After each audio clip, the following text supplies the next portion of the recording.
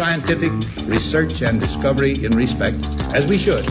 We must also be alert to the equal and opposite danger that public policy could itself become the captive of a scientific, technological elite.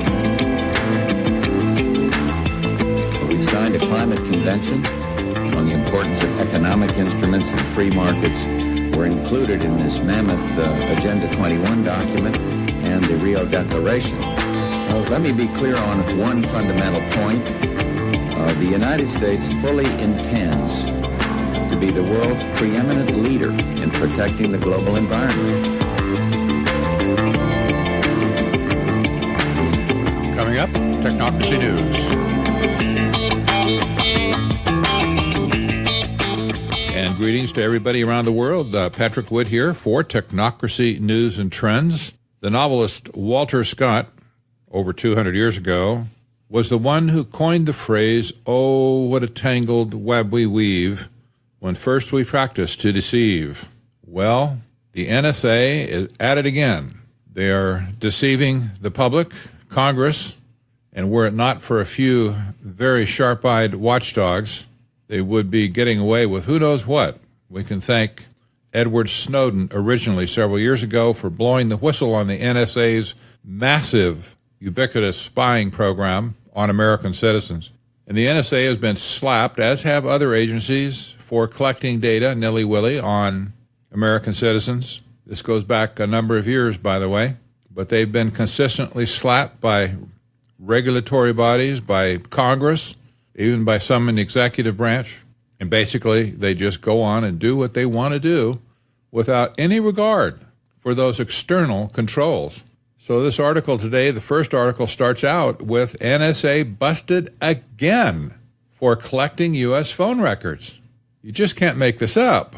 The article states that the National Security Agency collected records about U.S. calls and text messages that it wasn't authorized to obtain last year, in a second such incident, renewing privacy concerns surrounding the agency's maligned phone surveillance program, according to government documents and people familiar with the matter. The previously undisclosed error, which took place last October, occurred several months after the NSA said it had purged hundreds of millions of metadata records it had amassed since 2015 due to a separate overcollection episode. You got to love the language here, the overcollection episode. Metadata included are numbers and timestamps of a call or text message, but not the contents of the conversation. So they say. Well, the NSA basically has just ignored everybody around them that might be wanting to control and limit their activities, and they just do it anyway. And I just have to point out here that the NSA is run by technocrats for the benefit of technocrats to build a total surveillance society. There's simply no other way to look at this. The agency, which reports to the Director of National Intelligence now, has been rogue for many years, unwilling to be controlled by courts or Congress. And that does lead us back to the Office of the Director of National Intelligence, which has been given authority over all of the intel agencies in our nation. The DNI actually has line item budget control, and they issue marching orders for each one of the agencies. There's 17. The original Director of National Intelligence was none other than John Negroponte, just after the office was created under George Bush. Negroponte was a member of the Trilateral Commission, by the way, and I suggested back then that he was reorganizing the intel community in the world for the benefit of the same global elite that's trying to give us this new international economic order, which we now know as sustainable development, a.k.a. technocracy. So the whole system has been sold out long ago, pretty much rotten to the core as far as the people of our country is concerned, because now they consider the people of our country to be their enemies. Well, here's another story that comes out of Europe, and it's interesting for us to take a note. Maybe America should do something like this too. But experts in Europe have warned European nations that they should ban social credit scoring and massive citizen surveillance before it starts. An independent expert group tasked with advising the European Commission to inform its regulatory response to artificial intelligence to underpin EU lawmakers' stated aim of ensuring AI developments are human-centric, has published its policy and investment recommendations. This follows earlier ethics guidelines for, quote, trustworthy AI, put out by the high-level expert group for AI back in April, when the Commission also called for participants to test the draft rules. The document includes warnings on the use of AI for mass surveillance and scoring of EU citizens, such as China's social credit system, with the group calling for an outright ban on AI-enabled mass-scale scoring of individuals. That's, quote, AI-enabled mass-scale scoring of individuals. It's pretty blunt. It also urges governments to commit to not engage in blanket surveillance of populations for national security purposes. While there may be a strong temptation for governments to, quote, secure society by building a pervasive surveillance system based on AI systems, this would be extremely dangerous if pushed to extreme levels. They said governments should commit not to engage in mass surveillance of individuals and to deploy and procure only trustworthy AI systems designed to be respectful of the law and fundamental rights, aligned with ethical principles, and socio-technically robust. Well, on the surface of it, who could not agree with such principles? Until we see those principles actually put into policy, that's all it is just talk. So we need to see the beef here. We need to see how EU technocrats will respond to such a plea. My guess is they're going to give it some lip service and then go ahead and do what they want to do anyway. And you'll find out after the fact what they did. Well, we'll see. We can't predict the future any more than they can. So we'll wait and see. The last story in the news is probably the most important story we will have this year, if not in this decade. And that is that Google has become Orwell's Ministry of Truth. Now, if you don't know what I'm talking about, you need to go back and read the book 1984 by George Orwell. The Ministry of Truth was the singular organization or government organ in Orwell's world that declared what truth was. And everybody was expected to believe it, and they had no reason not to believe it because it was the only information that was given them to believe. They had no choice. Well, in this case, I wrote this article myself. There will be lots of other articles coming out on this topic soon because Google is the epitome of technocracy in America. I've stated this so many times already. You see the affinity between Google, by the way, and China. Google had its Project Dragonfly that wanted to give China its own censored search engine. Well, now we know that Google has simply perhaps taken that same technology and given us a censored search engine. This story that was broken by Project Veritas this week is stunning. It quotes an insider from Google that reveals that Google is skewing the news, rewriting the news almost, to come out with certain political outcomes. Number one, they don't want another President Trump to be elected. So they're simply dropping things out of the search engine that might support any conservative viewpoint. That's right, just dropping it out. Now, I'm going to read this article to you because I think it's important, not just because I wrote it, but because this is what we've been talking about for years now, and it's finally coming to light. My article states, forget fake news. Google is fake news.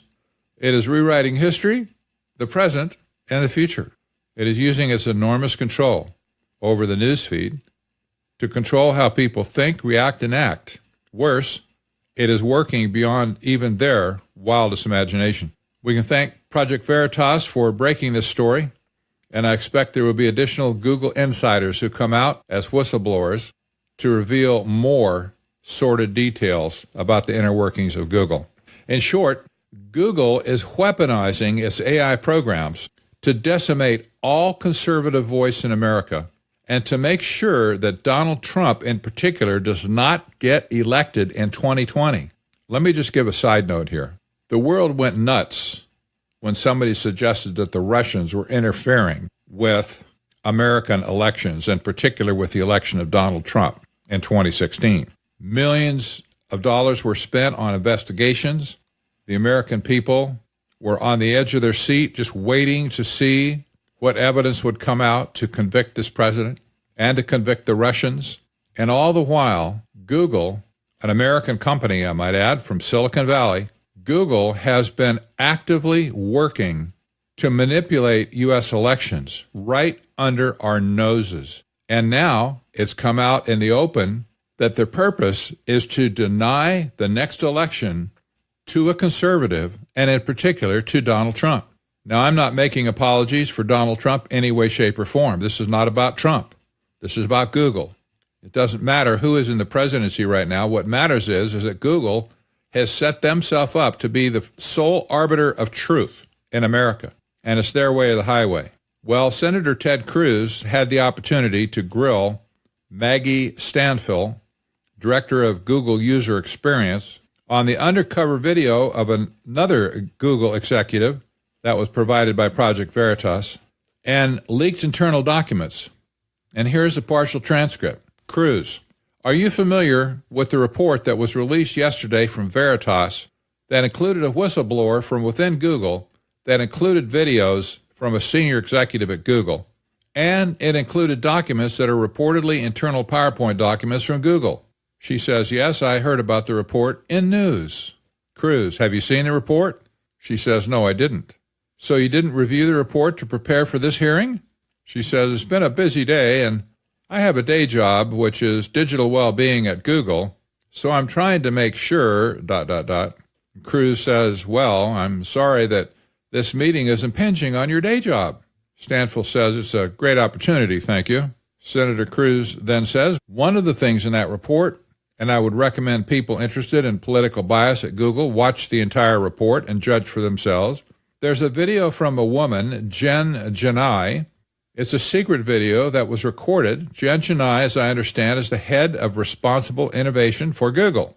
Are you familiar with Ms. Janai? Stanfill says, I work in user experience, and I believe that AI Group is somebody that works on AI principles, but it's a big company, and I don't work directly with Jen. Senator Cruz says, do you know her or no? Stanfill says, I do not know Jen. Senator Cruz says, as I understand that she is shown in the video saying, and this is a quote, Elizabeth Warren is saying that we should break up Google. And I love her, but she is very misguided. That will not make it better. It will make it worse. Because all these smaller companies who don't have the same resources that we do will be charged with preventing the next Trump situation. It's like a small company cannot do that. Do you think it's Google's job to, quote, prevent the next Trump situation? Stanfill says, thank you, Senator. I don't agree with that. No, sir. Cruz. So a different individual, a whistleblower identified simply as an insider at Google with knowledge of the algorithm, was quoted on the same report as saying Google is, quote, bent on never letting someone like Donald Trump come to power again, close quote. You think it's Google's job to make sure, quote, somebody like Donald Trump doesn't ever come to power again, close quote? Stanfill says, no, sir, I don't think that's Google's job, and we build for everyone, including every single religious belief, every single demographic, every single region, and certainly every single political affiliation. Cruz. Well, I have to say that certainly doesn't appear to be the case. Of the senior executives at Google, do you know a single one that voted for Donald Trump? She says, thank you, Senator. I'm a user experience director, and I work on Google digital well-being. I can tell you we have a diverse use, ... Cruz interrupts. Did you know of anyone that voted for Trump? She says, I definitely know of people that voted for Trump. Cruz then adds, of the senior executives at Google. She says, I don't talk politics with my workmates. Cruz, is that a no? Google, sorry. Is that a no to what? Cruz, do you know any senior executives, even a single senior executive at the company that voted for Donald Trump? Stanfill, as a digital well-being expert, I don't think this is my purview to comment. I definitely don't know. Senator Cruz changes the questioning line a little bit. She says, let's talk about one of the PowerPoints that was leaked. The Veritas report has Google internally saying, quote, I propose we make machine learning intentionally human-centered and intervened for fairness, close quote. Is that document accurate? Google, thank you, sir. I don't know about this document, so I don't know. Cruz, okay. I'm going to ask you to respond to the committee in writing afterwards as to whether this PowerPoint and other documents are included in this Veritas report, whether those are accurate. And I recognize that your lawyers may want to write explanation. You're welcome to write all the explanation that you want, but I also want simple, clear answer. Is this an accurate document that was generated by Google? Do you agree with the sentiment expressed in this document? She says, no, sir, I do not. Cruz, going to read you another.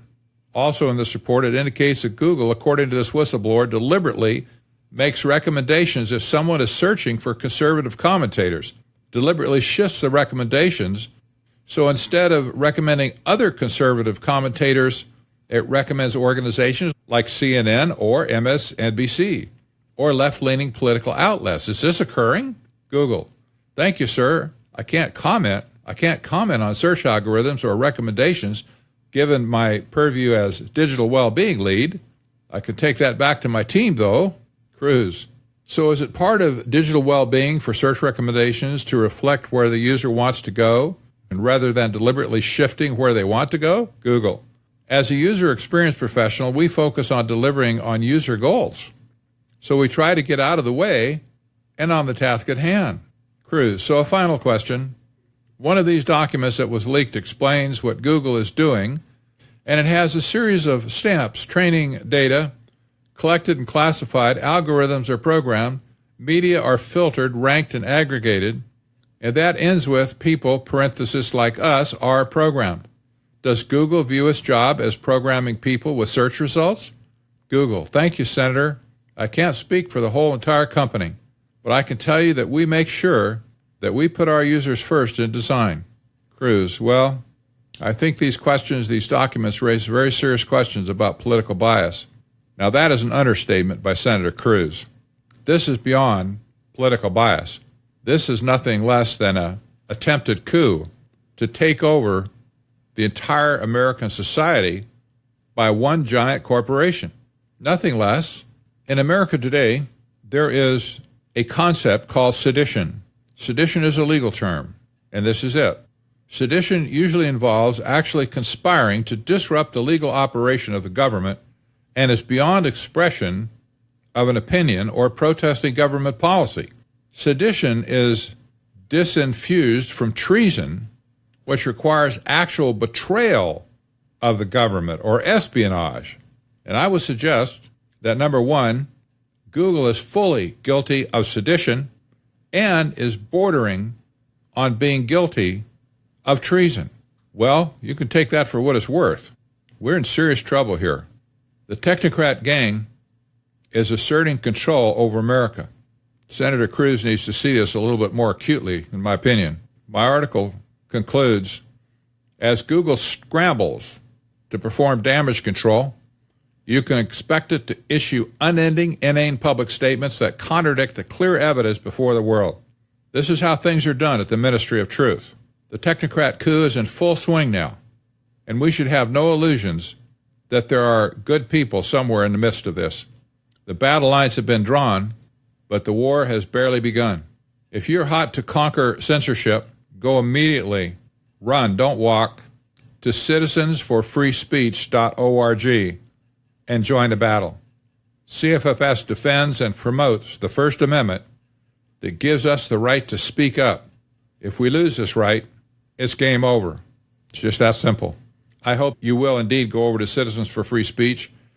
I created this nonprofit organization early last year when it became apparent to me personally, as I studied technocracy and society, that the various big tech firms like Google and Twitter and Amazon and Facebook were colluding together to isolate certain people from their platforms. This collusion now is well known, and many people can testify to how they got dropped by one and then all of a sudden get dropped by everyone. This is not just an isolated incident. We can't just say, well, it's just Google. Google's the only one. No, that's not true. The rest of them are fully complicit. One person got deplatformed from a major mailing list service, which is known as MailChimp. They paid MailChimp thousands of dollars per month to perform their mailing duties for them to their constituents, and MailChimp didn't like the fact that they were sending out emails that were anti-vaccine. So they summarily terminated the service. Said, we don't want your money anymore. You're out of here because you're spreading fake news. Everybody's involved in this in the big tech world, I'm telling you. It's not just one group. These technocrats are sticking together. Like the old adage goes, birds of a feather flock together. And they are flocking together. And at this point, it's them or us in the end. Take your pick.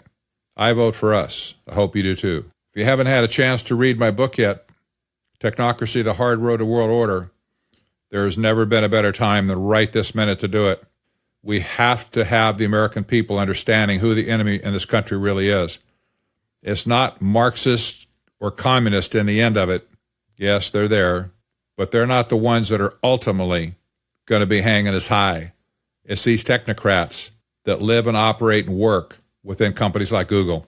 Now it's time to get busy, folks. Stand up and be counted. I'm Patrick Wood for Technocracy News and Trends. See you next time.